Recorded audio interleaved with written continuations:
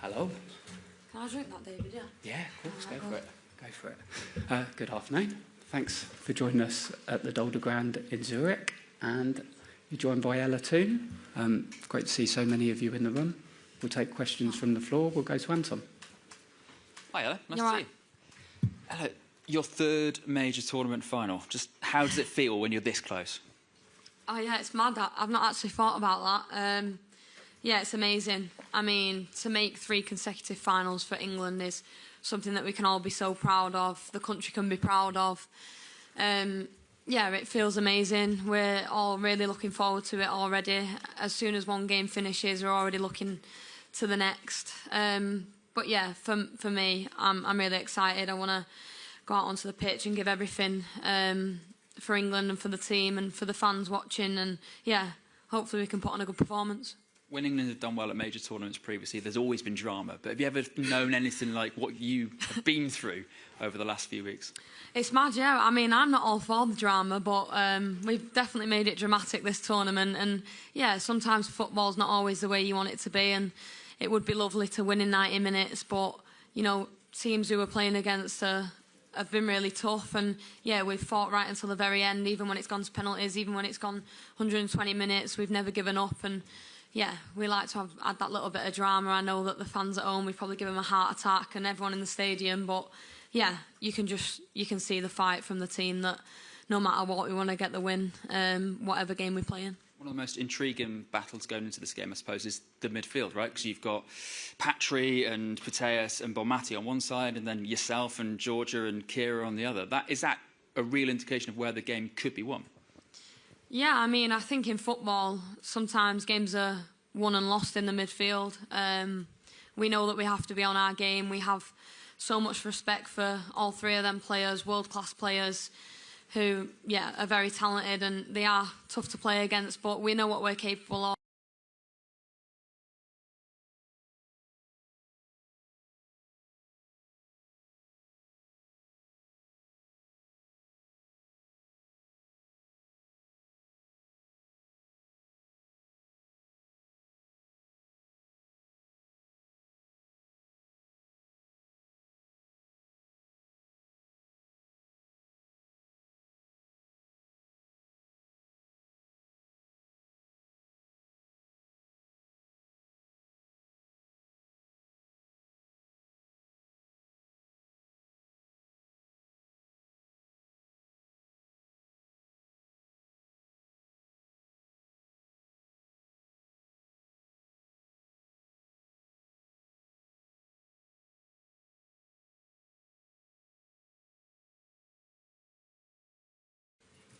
Hi, Ella. BBC Radio 4. Since winning the Euros 3 years ago, we've seen how much, haven't we, that the game has grown in England, and the legacy has been massive as well. I just wonder, how does the pressure compare this time around, bearing in mind, of course, the hopes of a nation back home? Yeah, I mean, I think we have our own little bubble. And when we're on camp, we stay in that little bubble, and we don't know too much about what's going on at home. I think we don't have that pressure on ourselves. I think the only pressure that we have is the one that you put on yourself individually. We're all very competitive athletes who want to win and want to play well every single game. So the pressure is just the stuff that we put on ourselves. But when we came into this tournament, we said that we wanted to make the nation proud, and I think we've done that already. We've reached a final for the 3rd time in a row, and that's something that we can hold our heads high and we should be proud of. And we know that no matter what we do, we're always inspiring the next generation of young girls and boys starting out in their journey. So, yeah, no pressure from our side. We're definitely blocking that out, and we'll make sure that we prepare properly for the game on Sunday. And it certainly is a terrific achievement. Congratulations to you all. 3 years ago, of course, you and Alessia were perhaps the super subs, a different role for you both this time round, starting many of the matches. What's your reaction to a lot of people potentially calling Chloe Kelly and Michelle Agyemang the 2 new super subs? Oh, well, it's nice, yeah. I mean, it's nice for anyone to get on the pitch and make a real impact and a positive impact. And I know looking back at 2022, that was mine and Alessia's job to come on to the pitch and make an impact. And, yeah, that's what we managed to do. And this time round our roles have changed and we've made sure that we give 100% in the role that has been asked of us, and it's nice for us to, you know, do all the hard work and the girls to come on and get the goal and get it over the edge. But, you know, it's a squad game, and you need everyone. And yeah, we've had really positive impacts from players coming off the bench, but also the girls who have started the game have give absolutely everything and worked the socks off until they couldn't run anymore. So yeah, I mean, we've got a very good squad and we've got players who can really come on and change games. So yeah, it's exciting. Thanks. Rob? Hi, good luck for Sunday. Thank you. Is there something as a squad that you're doing that gives you this fighting spirit to never give up, to have the resolve to produce a comeback, something you say to each other in those moments of adversity? I think we've spoke about it quite a lot this camp, you know, proper English performance. I think we have it in us all individually and as a team that we want to fight, we want to, you know, not stop running. And you've seen that in games where sometimes you might feel like we're down and out and it's 90 odd minutes and then someone comes on and we have one moment and we take that moment. Yeah, and that's what it's all about. It's the squad depth, it's players having that belief that they can come on and really change the game. But yeah, I think it's all in us individually that we're competitive and we want to win and we know what it takes to win in tournaments, and yeah, that's what we managed to do, and that's what's got us to a third consecutive final.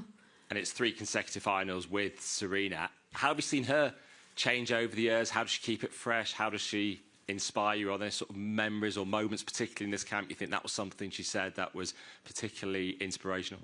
I mean, I think we've nearly killed her twice this tournament. She said we've definitely aged her.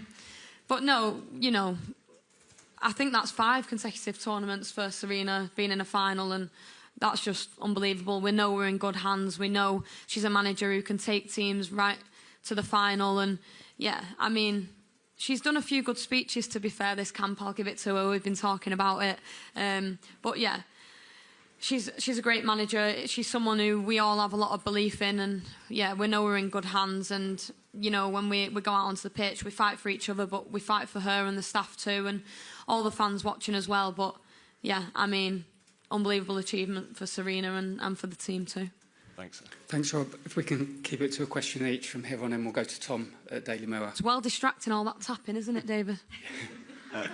Keep getting confused in my head. Hi, Ella. Good luck for Sunday. Thank you. If we do what we're going for, if we get our back-to-back wins, should we get bank holiday in honour of it? I've just been briefed about that. I mean, I'm not looking too far ahead, you know. I mean, that would be great for everyone back at home, I guess. And it's been nice that the pubs have been open till 1, I've heard. But yeah, I mean, our focus is just winning the game, and whatever happens after that, then great. Thank you. Thanks, Tom. We'll go to Kit at the Times. Thank you. Hi, Ella. Good luck for Sunday. Can I ask you about your captain, someone you've played with, played against, played at a major tournament with, played at a major tournament without her, and now she could lift a second major tournament title. What's she like to play under, Leah? Yeah, Leah's great.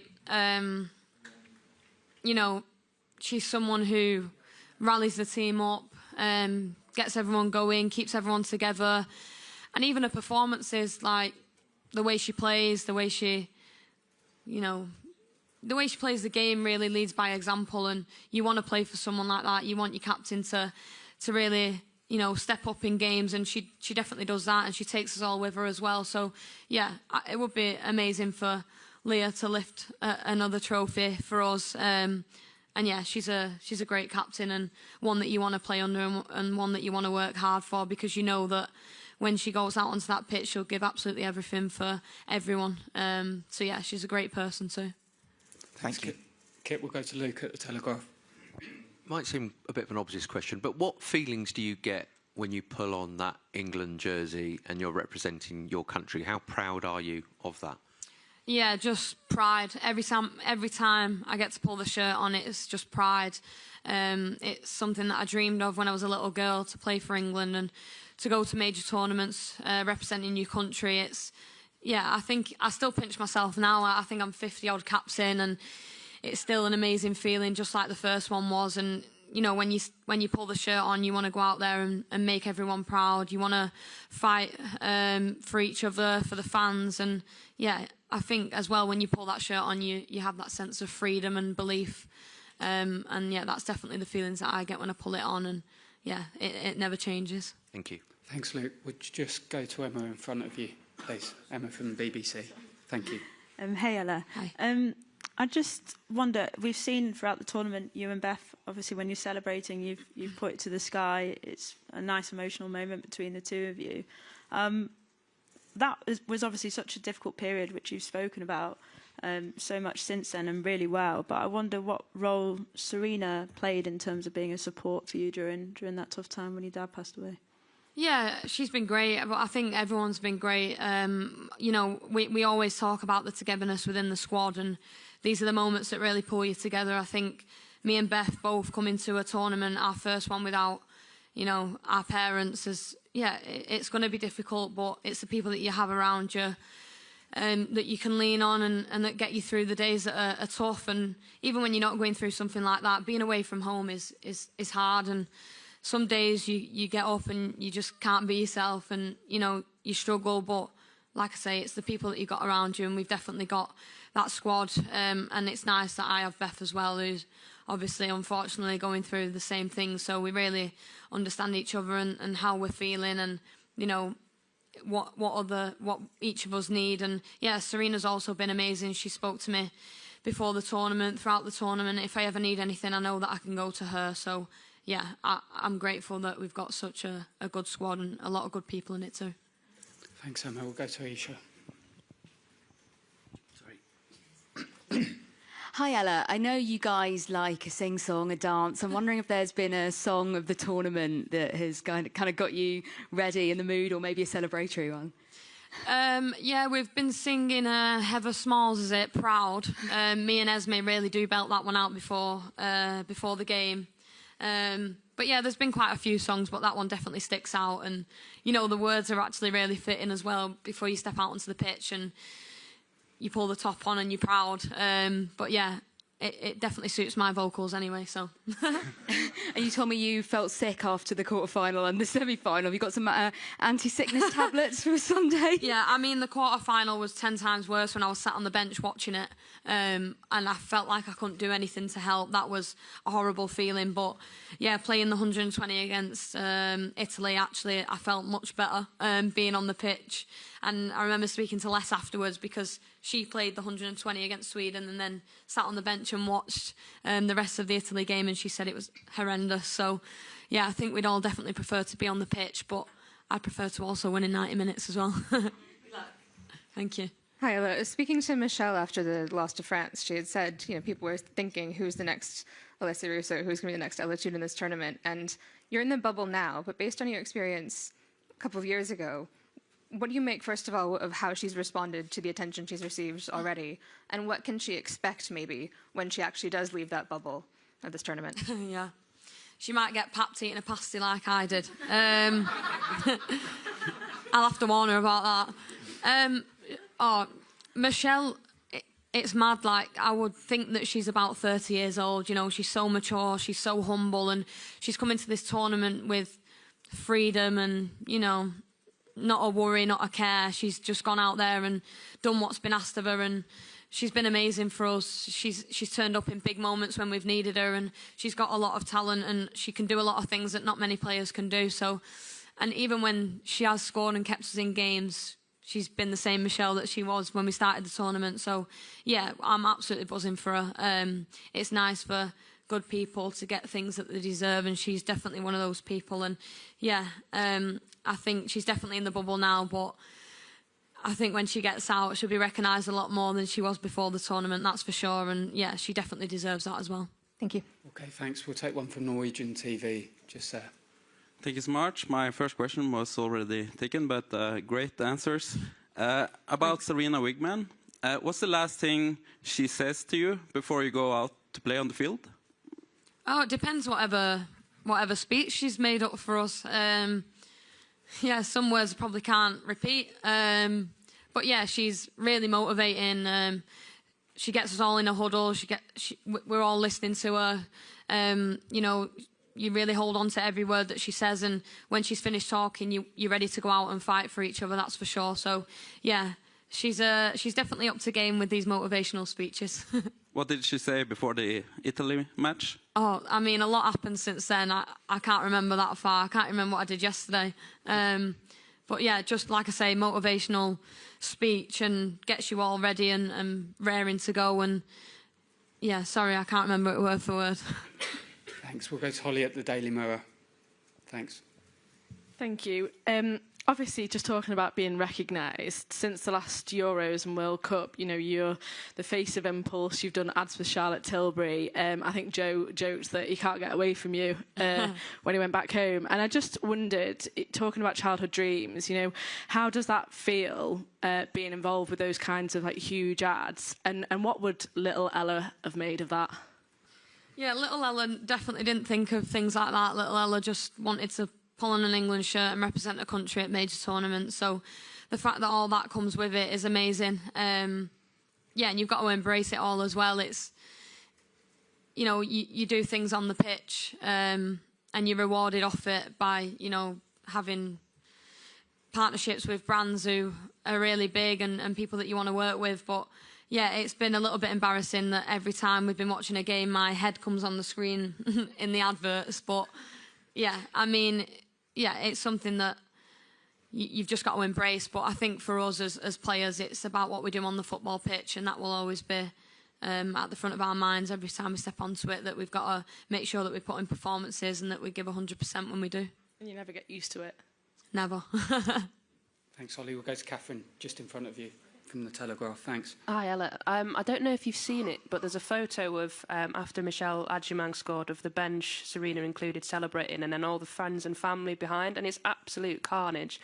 I just kind of wonder, how important is that support network for you guys to have them in the crowd, but also to see them kind of away from games as well? Yeah, I think Beth actually put that picture in the group chat. It was a nice picture to see, and we've sent them on a roller coaster this tournament, and it's nice, you know, to see things like that. I think sometimes when you're in the moment and you're playing, you forget about how it's making your family feel. And yeah, when you see them after games and you hear all the stories about how they're all jumping on each other and celebrating together, it's been amazing. They've really bonded this trip. There's been a lot of stories. They've been going out, doing a lot of things together, and they've actually planned a little pub crawl this afternoon, so they'll be going on that.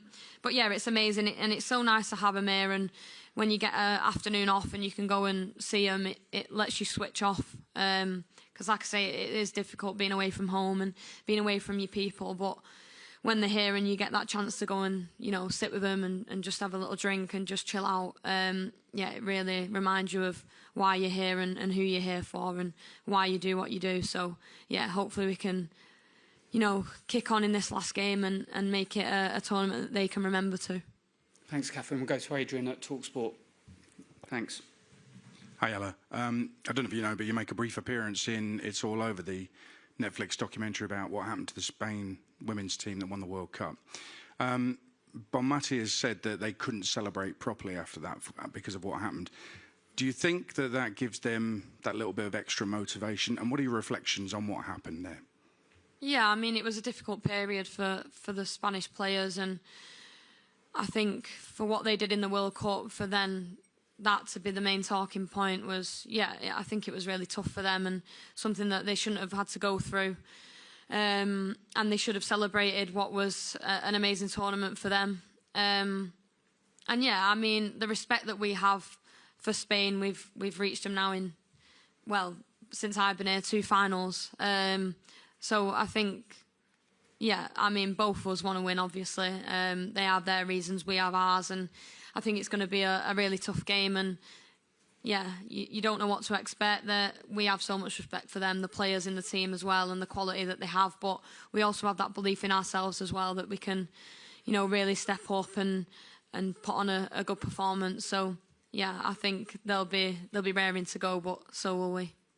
Thanks. We'll just go to Theo next year. Thanks. Hi, Ella. Hi. I wanted to talk about your sort of role in the dynamic of the squad and in the bubble. You seem like such a joyful person with, you know, such a wonderful personality. And I wonder what brings you joy, and how do you feel like that role comes across in the squad, in the bubble, to kind of be someone that can bring joy? Yeah, I mean, since we've lost Jill, I think someone had to step up. And I think it fell a bit on my shoulders. But no, I love having a laugh. I love having a bit of banter with people and, you know, getting people involved. And yeah, I feel at my best when I'm making people laugh, and that's why I'm best mates with Alessia, because no matter what I say, I know that she'll laugh. So she makes me feel better. But no, I try not to take everything too serious. When I step onto the pitch, that's when I'm serious and I'm, you know, going to give my absolute everything. But when I'm off it, I want to have a bit of a laugh and a joke. And I think that when you're away for so long, you've got to create memories off the pitch as well. And yeah, I just love being around the girls and, you know, playing cards, doing bits and bobs. But yeah, it's nice to bring that personality out. And I think that's what's good about this team, that everyone can just be themselves and, yeah, bring their own personalities. Thank you. Okay, we'll go to Jack from The Sun.